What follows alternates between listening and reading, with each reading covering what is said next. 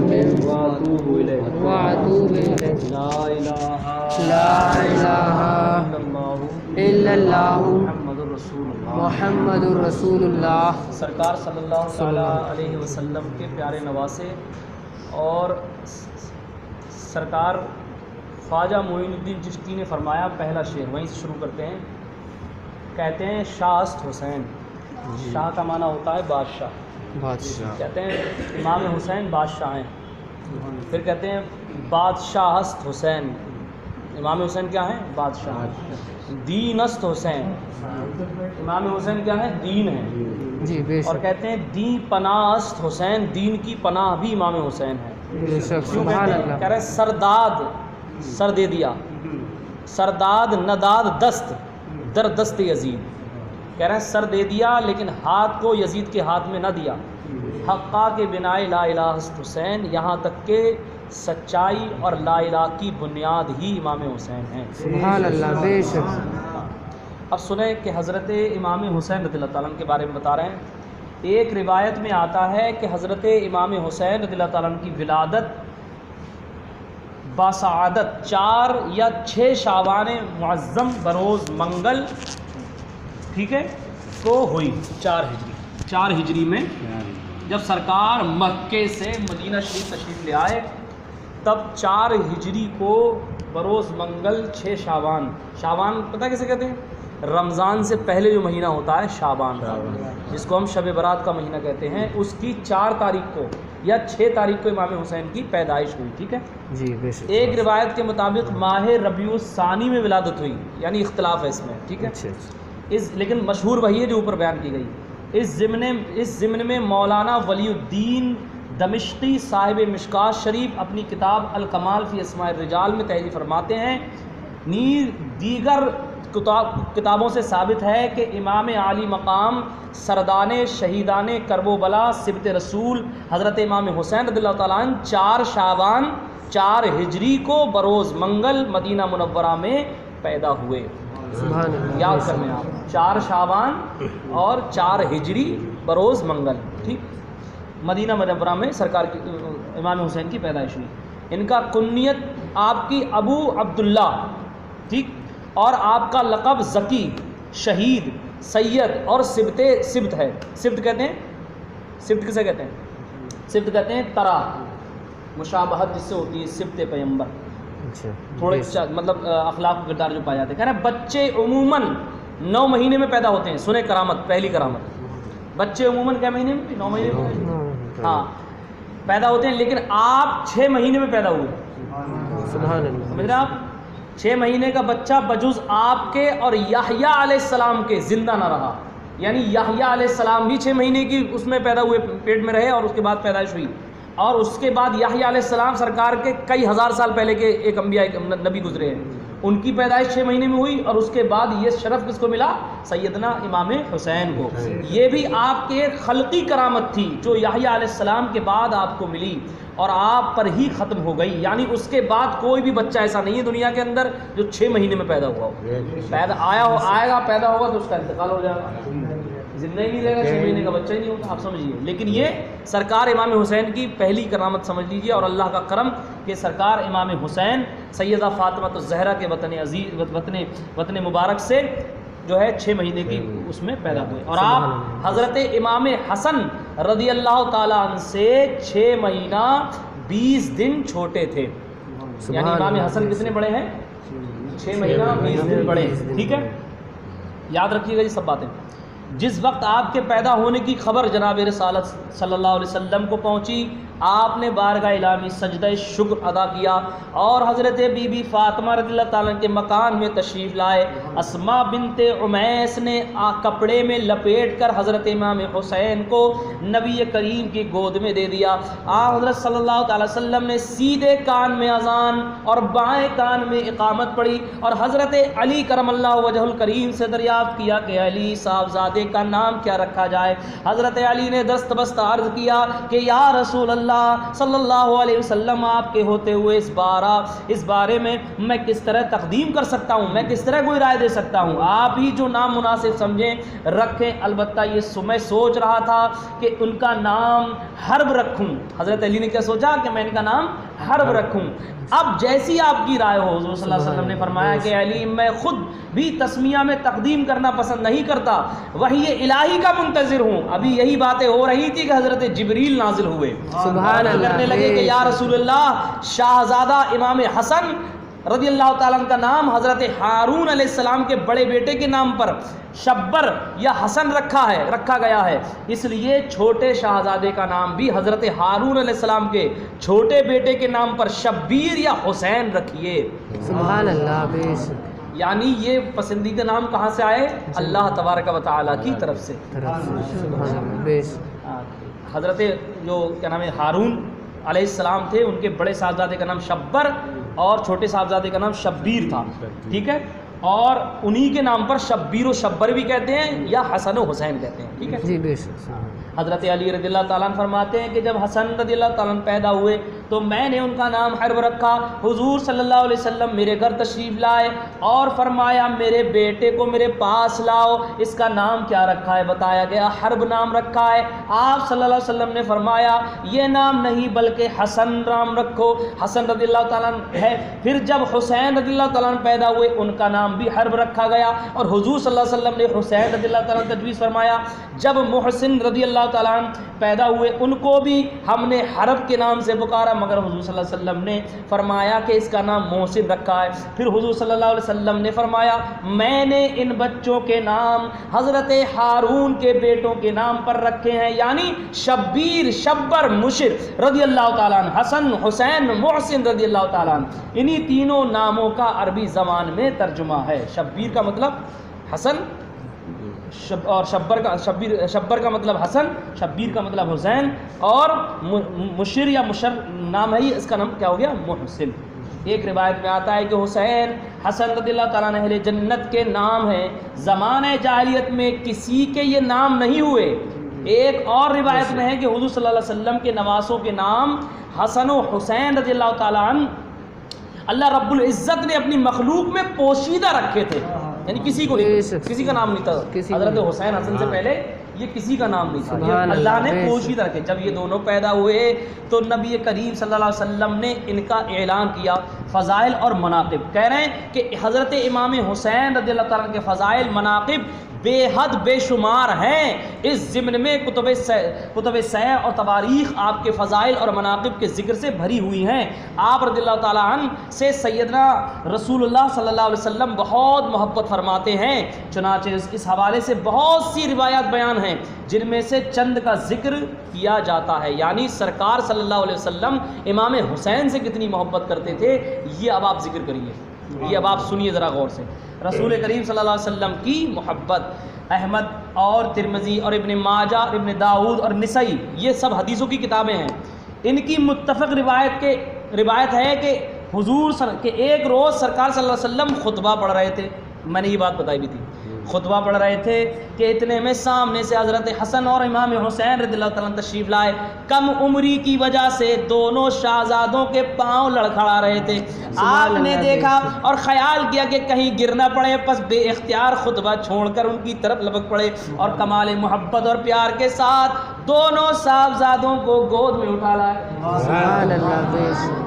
سرکار جن کی وجہ سے خطبہ چھوڑ دیں، آپ سوچیے کتنی بڑی بات ہے، یہ محبت ہے نہیں ہے۔ اسی طرح ایک روز جناب رسول کریم علیہ الصلوۃ والتسلیم مسجد نبوی میں نماز پڑھا رہے تھے اور سجدے میں تھے کہ حضرت امام حسین رضی اللہ تعالیٰ دوڑ آئے اور پشت مبارک پر سوار ہو گئے۔ آپ کو خیال ہوا کہ اگر سجدے سے سر اٹھاؤں گا تو حسین رضی اللہ تعالیٰ گر پڑیں گے، ان کی چوٹ لگ جائے گی۔ یہ سوچ کر آپ سجدے ہی میں رہے حتیٰ کہ جناب امام خود پشت مبارک سے علیحدہ ہو، یعنی جب خود ہٹ گئے تب سرکار نے سر اٹھایا۔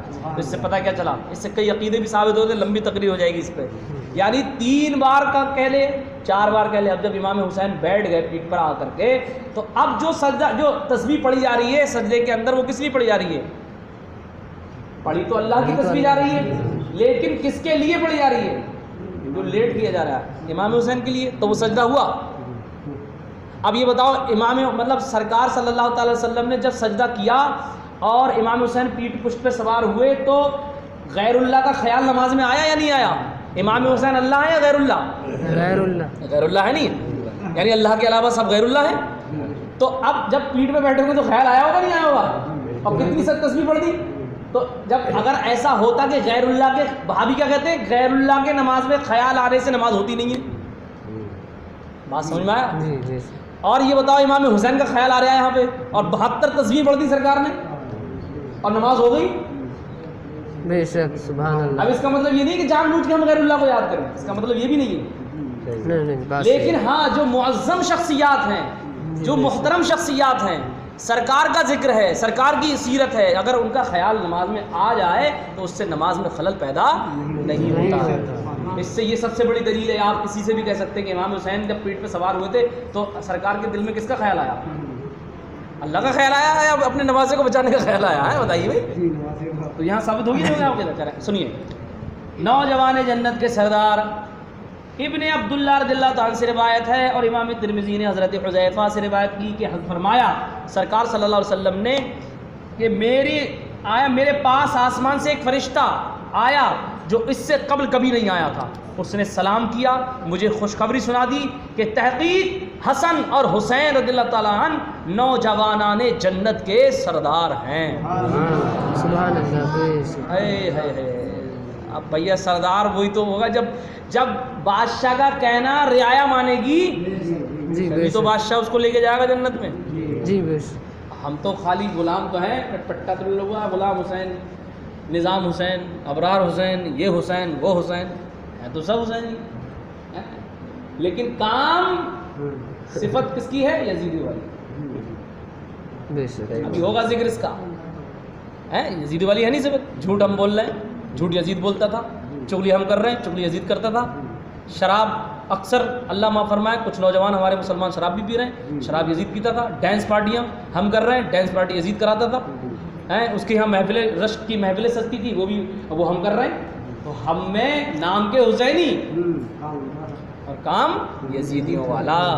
سنیے جنت والے سردار تو وہی ہے بھائی جس کی بات سردار کی بات مانو گے تبھی جاؤ گے. حضور صلی اللہ علیہ وسلم کا اعلان امام ترمذی اور ابن ماجہ اور ابن حبان و حاکم رضی اللہ تعالیٰ نے روایت کیا کہ فرمایا جناب رسول صلی اللہ علیہ وسلم نے میں لڑوں گا اس سے جو لڑے گا فاطمہ رضی اللہ تعالیٰ عنہ، حسن و حسین رضی اللہ تعالیٰ عنہ سے، اور صلح کروں گا اس سے جو صلح کرے گا ان سے. اور یہ بھی فرمایا سرکار نے حسین منی وانا من الحسین، یعنی میں حسین سے ہوں اور حسین مجھ سے. بے شک سبحان اللہ. بے شک. یعنی حسین جنتی والوں سردار الگ، حسین مجھ سے ہی الگ. اور یہ بتایا مثلو اہل بیتی، میرے اہل بیت کی مثال کا سفینت نوح. یہ بھی فرمایا حدیث پاک میں کہ اہل بیت جو ان کے گھر والے یعنی حسن و حسین، علی، فاطمہ اور سرکار صلی اللہ علیہ وسلم، یہ پانچ پنجتن پاک جن کو کہتے ہیں، حسن حسین، علی، فاطمہ، اور یہ جو پنجتن پاک ہے ان سے محبت. یہ وہ کیا، یہ کس کی مثال دی سرکار صلی اللہ علیہ وسلم نے؟ کشتی نوح کی مثال، کہ جو اس میں سوار ہو گیا وہ بچ گیا اور جو اس میں سوار نہیں ہوا وہ ہلاک ہو گیا. دیکھا نہیں نوح علیہ السلام کا طوفان آیا تھا، پوری دنیا کے اندر طوفان آیا، جو اس کشتی میں سوار تھا جو ان سے محبت کرتا تھا وہ بچ گیا. جی بے شک. آج جو اہل بیت سے محبت کرے گا، ان کے بتائے راستے پہ چلے گا، ان کے بتائے اخلاق و کردار پہ عمل کرے گا، وہی نوح علیہ السلام کی کشتی کے مشابہ ہوگا اور اسی کی طرح اس کو بچایا جائے گا. بے شک. سنیں سبحان اللہ. بے شک. آخری بات، ٹائم ہو گیا کیا؟ نہیں ابھی بہت پڑھے بھائی کلمہ پڑھے. لا الہ الا اللہ محمد رسول اللہ. ابھی تو شروعات ہیں.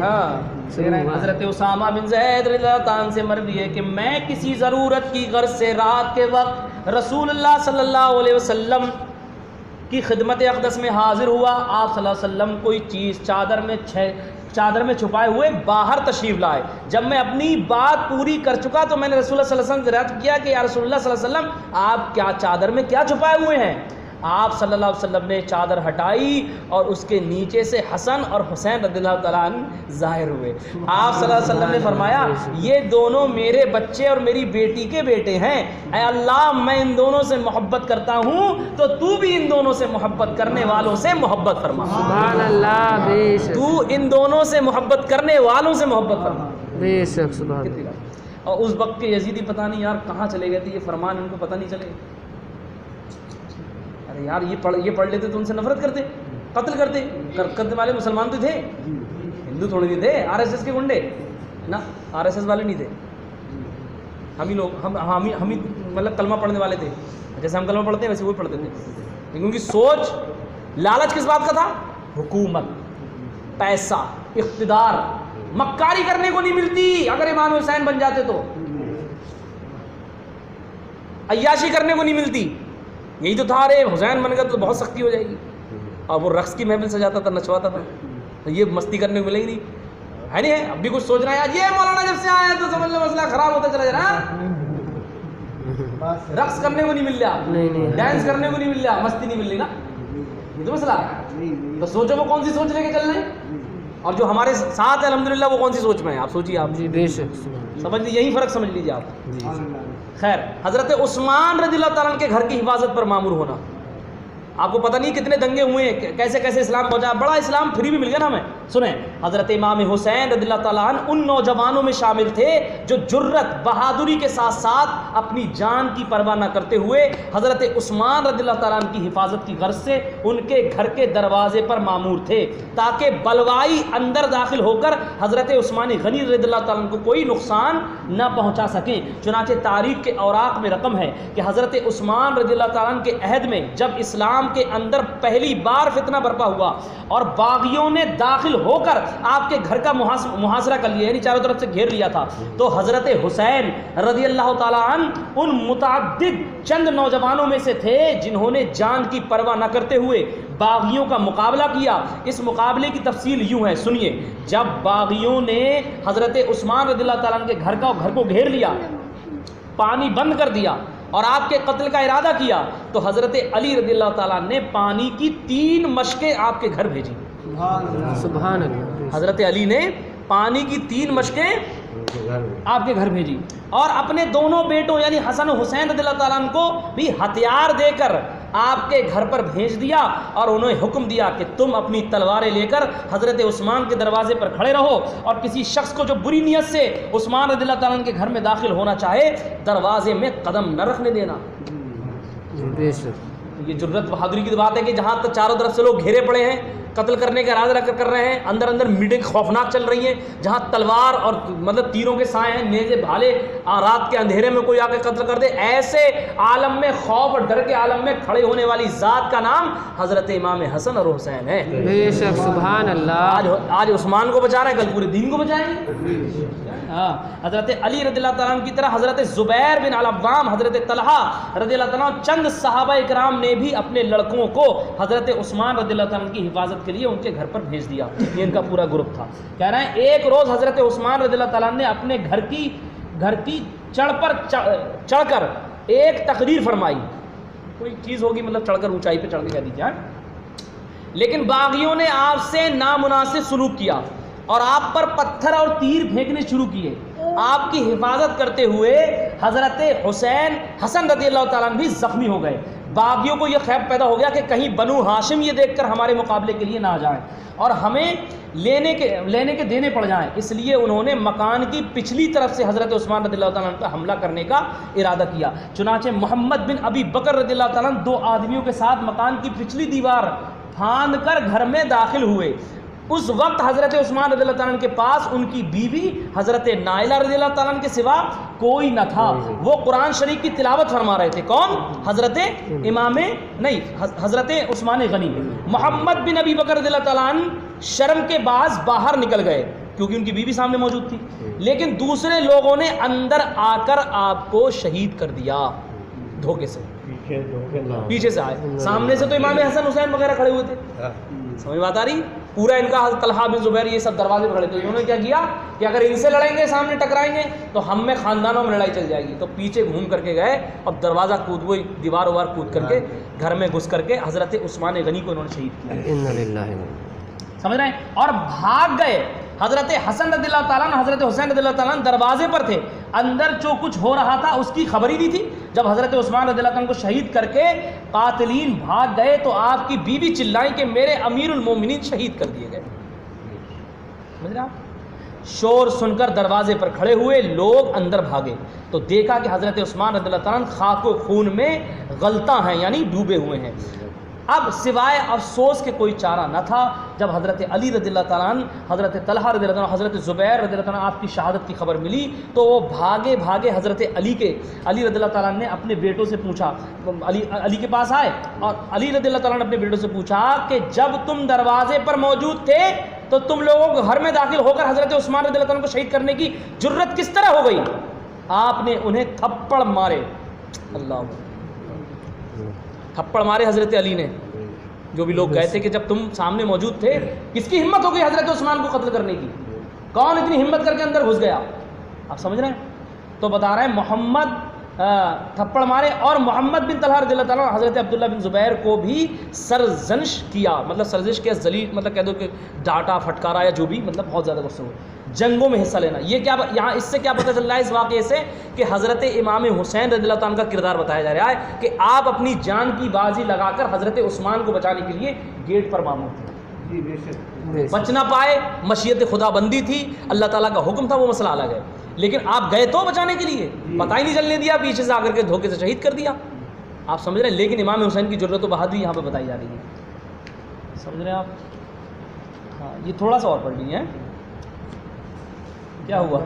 جی پڑھیں. ارے ہم تو 11 بجے تک پڑھ سکتے ہیں.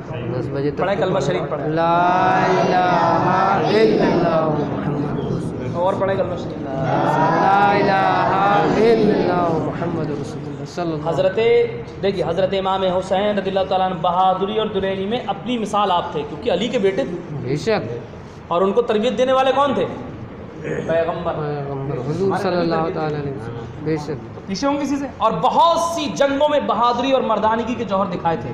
چنانچہ طبری نے اپنی کتاب میں تاریخ الامم والملوک میں تحریر کیا ہے کہ حضرت، اب ٹائم مت دیکھیے، ٹائم دیکھیں گے تبھی تو گھپلا ہو گیا. گھڑی کی طرف جب نظریں جانے لگتی ہیں تو مسئلہ ہو گیا، ٹائم ہو گیا. ٹائم ہو گیا جی. یہ ہوتا ہے کیا کہتے ہیں سگنل کہ حضرت اب ختم کر دیجئے، نظریں ہماری گھڑی کی طرف جا رہی ہیں. ہاں بہت ٹائم ہے. خیر اب سنیے کہہ رہے ہیں کہ اس میں تحریر، یہ بات چل رہی ہے سرکار امام حسین نے جنگوں میں جو حصہ لیا ہے، ٹھیک ہے. حضرت عثمان رضی اللہ تعالیٰ عنہ کے دور خلافت میں تبرستان کی جنگ میں حصہ لیا. یہ جنگ 30 ہجری کو ہوئی تھی.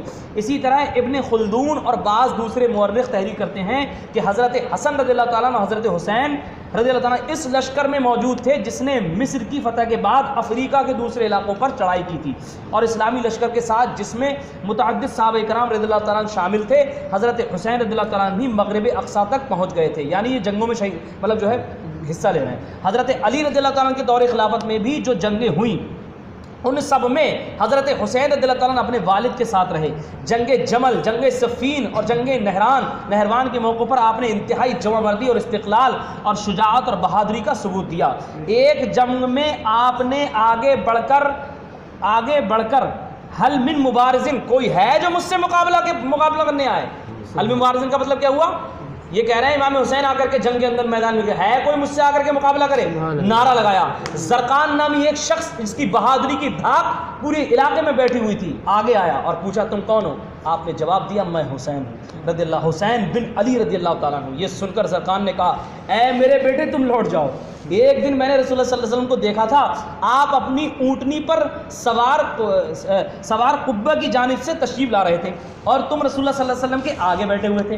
میں نہیں چاہتا کہ رسول اللہ صلی اللہ علیہ وسلم سے اس حال میں ملوں کہ میرے ہاتھ تمہارا خون آلودہ ہو جائے، یعنی تمہارا میں قتل کروں. میں اس حال میں سرکار سے ملنا نہیں چاہتا. بس سمجھ رہے ہیں آپ؟ کہہ رہے ہیں حضرت حسین رضی اللہ تعالیٰ نے رسول کریم صلی اللہ علیہ وسلم کی حیات طیبہ کے 5 برس یا اس کے لگ بھگ پائے، 5 یا 6 سال تک سرکار کے حیات میں امام حسین نے پائے. حضرت حسین رضی اللہ تعالیٰ نے رسول کریم صلی اللہ علیہ وسلم کا زمانہ مبارک پایا تھا اور وصال نبوی تک آپ صلی اللہ علیہ وسلم کی صحبت اٹھائی تھی. رسول کریم صلی اللہ علیہ وسلم نے جب اس دنیا فانی سے رحلت فرمائی تو اس وقت حضرت حسین رضی اللہ تعالیٰ سے خوش ہو کر گئے تھے، لیکن ابھی کم سن تھے. پھر حضرت ابو بکر صدیق رضی اللہ تعالیٰ عنہ، حضرت عمر رضی اللہ تعالیٰ عنہ، حضرت عثمان غنی رضی اللہ تعالیٰ عنہ بھی ان کا ایک تعظیم اور اکرام فرماتے رہے.